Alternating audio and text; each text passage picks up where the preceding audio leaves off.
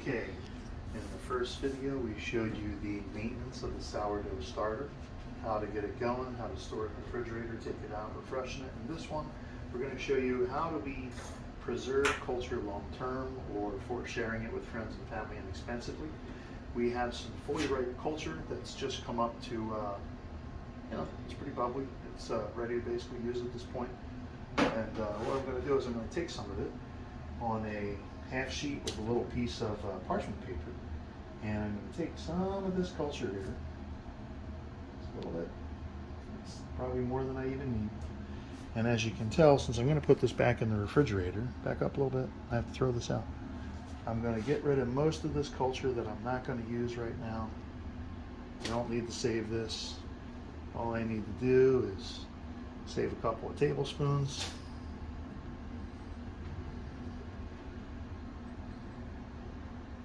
And as you can see what's left in here, more than enough culture to save. It's fully active, so at this state, this is what we want to put back in the fridge so that it's going to be ready to go and reconstitute again.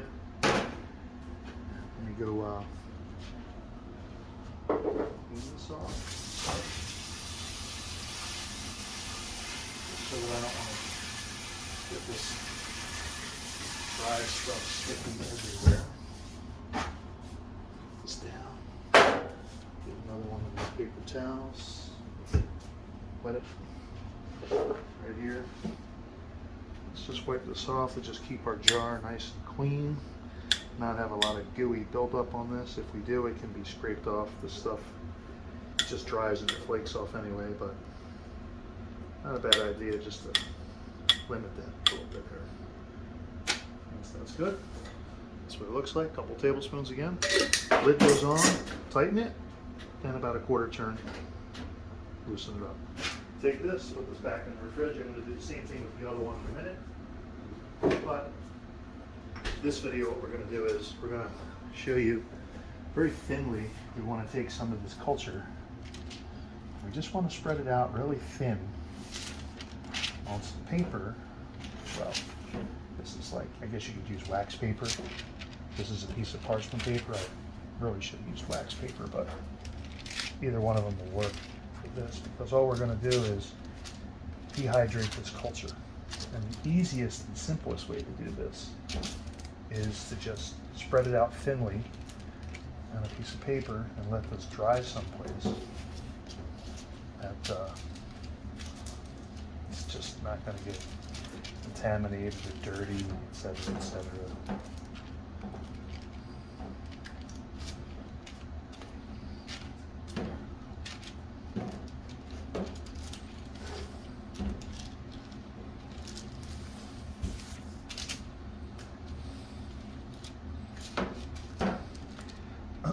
My hands are clean, but you really should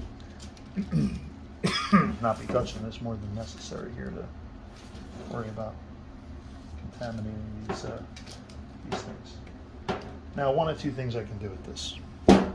I can either put something on top of this, like one of those plastic lids, and I can let this sit here, or an easier way to do it is I like to just put these inside of an oven. So we're not going to have like things flying around like hairs and stuff like that. The oven's turned off, it's cold, it'll just sit there for about a day and it's just going to dry out.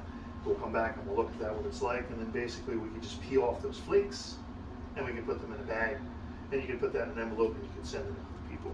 And that's basically it for the first part of dehydrating your culture.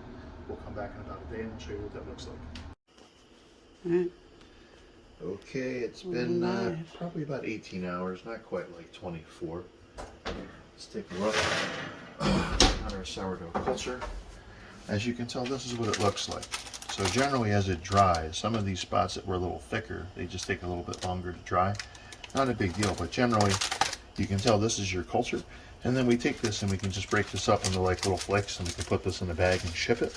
And this will be our dehydrated culture. I would store this in the refrigerator for, like they say, generally like up to 1 month to keep it like, active there or whatever to some degree, and it will be easier to reconstitute. So when you get dried culture in the mail, this is like very similar. I've actually sent this culture as far as India, a friend of mine, both the San Francisco and the Ischia, and after it took almost 1 month before he got it and reconstituted it all the way to India, and he's baking with this culture today actively. So I know that this can survive quite a bit of time from not being fed, even in a dried state and not refrigerated. So, like I said, this is how you would dry your culture, and we're going to send this out to a friend of mine, and we're going to take a video of it also, showing you how to take a dried culture and reconstitute it next. Okay, so let's take a look at our culture drying out here. This has got to be, I don't know, just over 24 hours later. The rest of this, looks like I'm going to take this, put it over to the side. Half this stuff we already crumbled up already, and we, you know, just break it up into flakes. And this looks like this is fine. It takes about 24 hours or just over.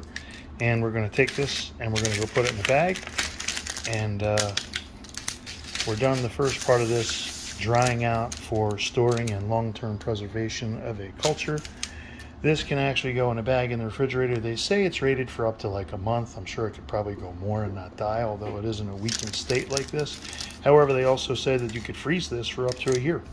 Now, I will say that I have sent my culture like this dried all the way to India, which took over 3 weeks, close to a month, and a friend of mine there reconstituted it.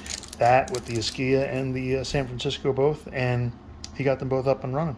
Although he did say that he also liked the Esquia better than the San Francisco, which I agree, and I did as well.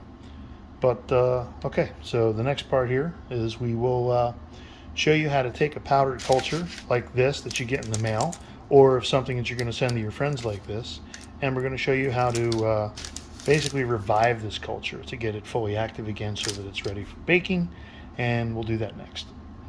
Okay, I'm back. It's getting to the point where we're going to ship out our culture, this whole bag of culture here, well, small bag that I used, is a total of 1.9 ounces, well under the 3.5 ounce max. So we know that basically one stamp will take care of this. I could stick it in the mail today.